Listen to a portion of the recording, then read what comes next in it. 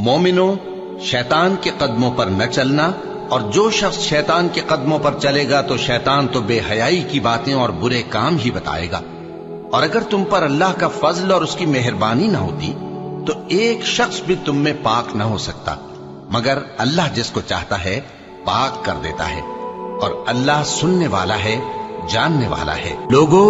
جو چیزیں زمین میں حلال طیب ہیں وہ کھاؤ، اور شیطان کے قدموں پر نہ چلو، وہ تمہارا کھلا دشمن ہے۔